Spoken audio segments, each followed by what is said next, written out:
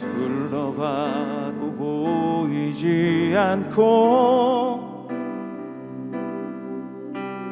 막혀버린 삶의 현실들 가슴 속에 시린 눈물과 두려움에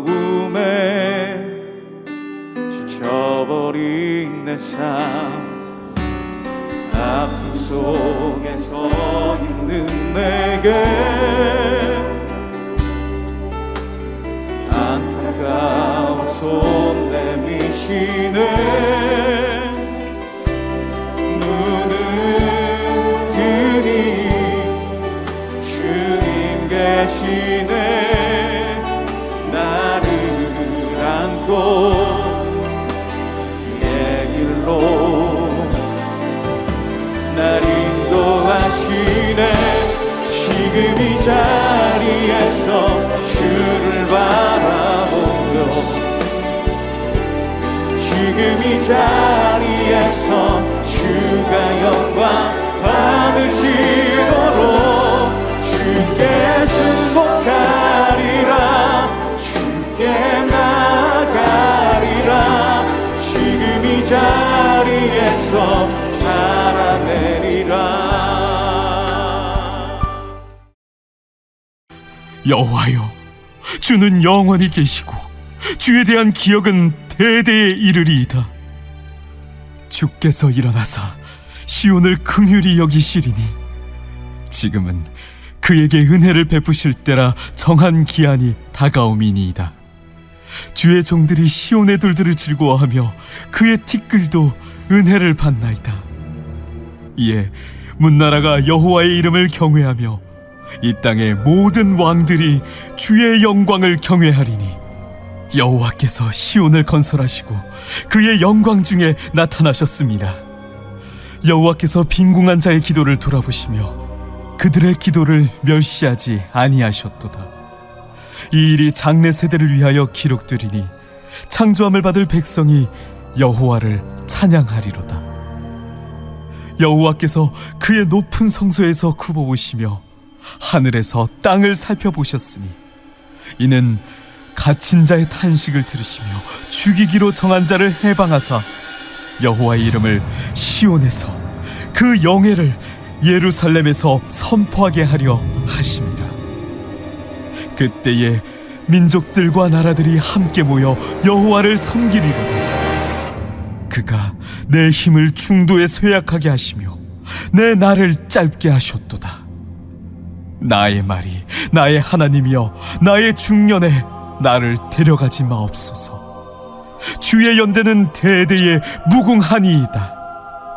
주께서 옛적에 땅의 기초를 놓으셨사오며 하늘도 주의 손으로 지으신 바니이다. 천지는 없어지려니와 주는 영존하시겠고 그것들은 다 옷같이 낡으리니 의복같이 바꾸시면 바뀌려니와 주는 한결같으시고 주의 연대는 무궁하리이다. 주의 종들의 자손은 항상 안전히 거주하고 그의 후손은 주 앞에 굳게 서리이다 하였도다.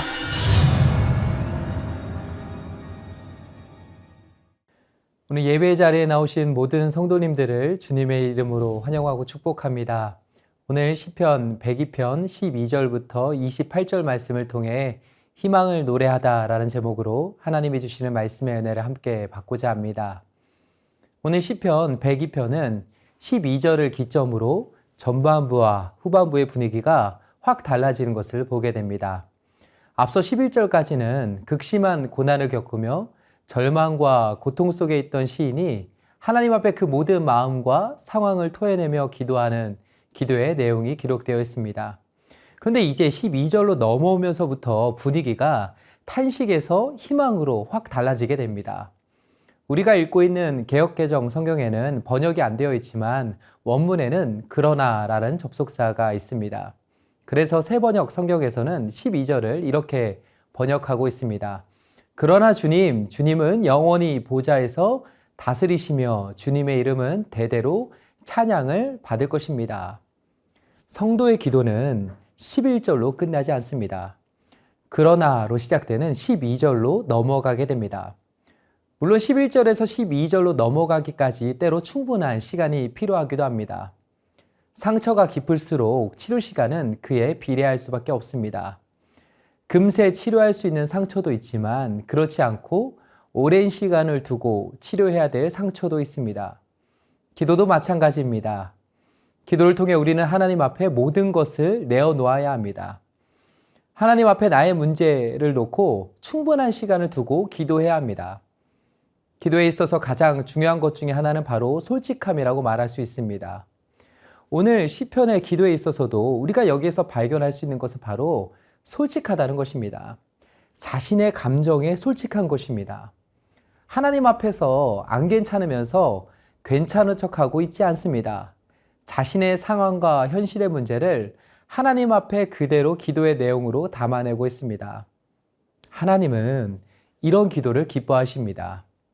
하나님은 우리의 모든 기도를 들으시고 응답하십니다.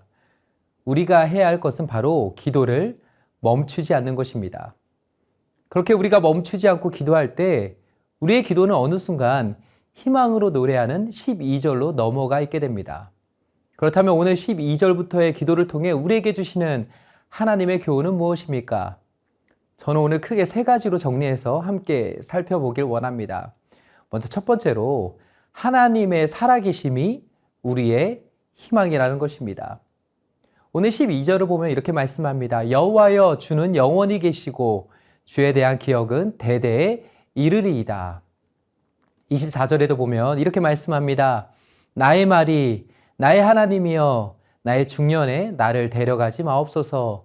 주의 연대는 대대에 무궁하니이다. 27절 하반절에도 보면 이렇게 말씀합니다. 주의 연대는 무궁하리이다.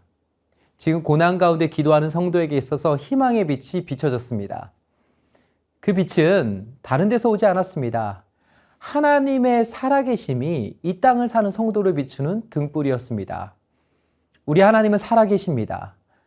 하나님은 과거에만 머물러 계시지 않았습니다. 하나님은 먼 미래에만 나타나시는 분도 아니십니다. 시간과 공간을 창조하신 우리 하나님은 영원히 존재하시는 살아계신 하나님이십니다. 사실 하나님의 살아계심은 어쩌면 신앙생활하는 우리에게 있어서는 너무나도 당연한 이야기처럼 들릴 수도 있습니다. 그러나 하나님의 살아계심은 우리의 신앙과 삶을 흔들리지 않고 단단하게 세워주는 터전이라고 말할 수 있습니다.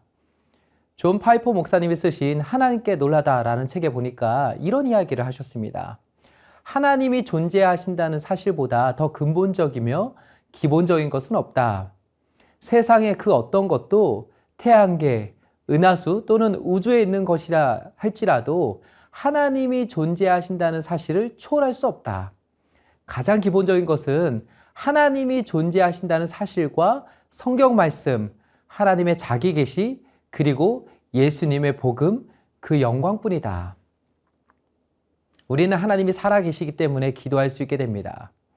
하나님이 살아계시기 때문에 하나님이 하신 말씀은 오늘도 우리에게 힘이 되고 능력이 되는 것입니다.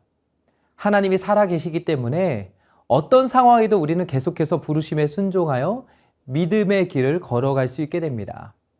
하나님이 살아계시기 때문에 우리는 어느 누가 뭐라 해도 하나님의 자녀로서의 자긍심을 가지고 낙심하지 않고 절망하지 않고 영원한 소망을 붙들고 감사하며 행복한 삶을 살 수 있게 되는 것입니다. 사단은 끊임없이 우리 안에 하나님의 살아계심에 대한 회의감이 들게 만들어버립니다. 하나님이 살아계시면 어떻게 이런 일들이 생길 수 있느냐라는 질문을 끊임없이 우리에게 던집니다. 물론 우리는 이 질문을 믿음으로 받아낼 수 있습니다. 하나님의 살아계심에 대한 분명하고도 확신에 찬 믿음으로 우리는 이 땅을 살아갑니다.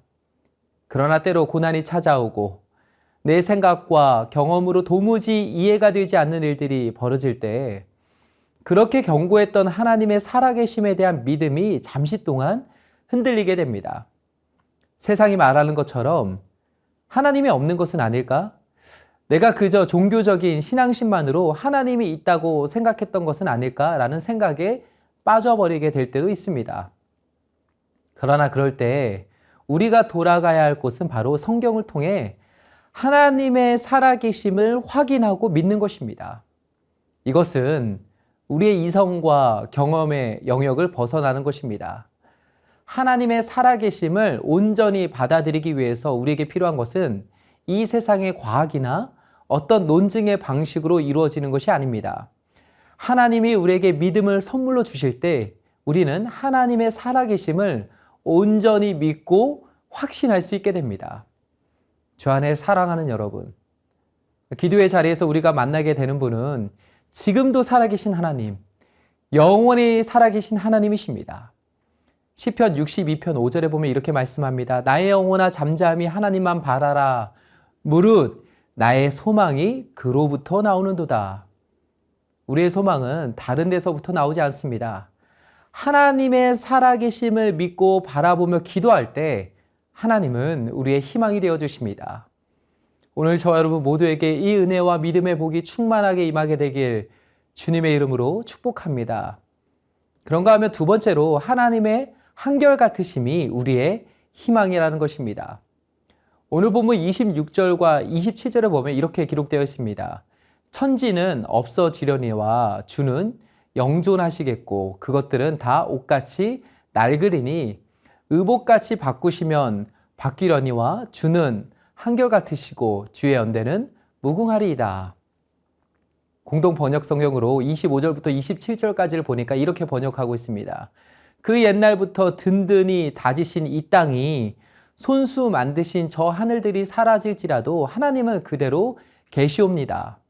옷처럼 모든 것이 사가 빠져도 갈아입는 헌옷처럼 모든 것이 바뀌어도 하나님은 언제나 같으신 분, 해가 바뀌고 또 바뀌어도 영원히 계시옵니다.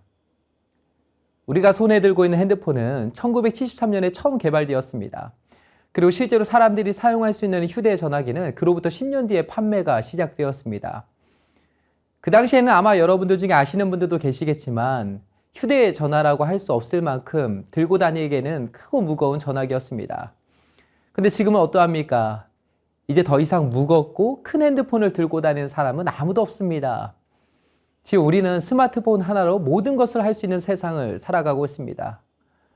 이처럼 세상은 끊임없이 달라지고 있습니다. 세상이 변하는 속도는 점점 더 빨라지고 있습니다.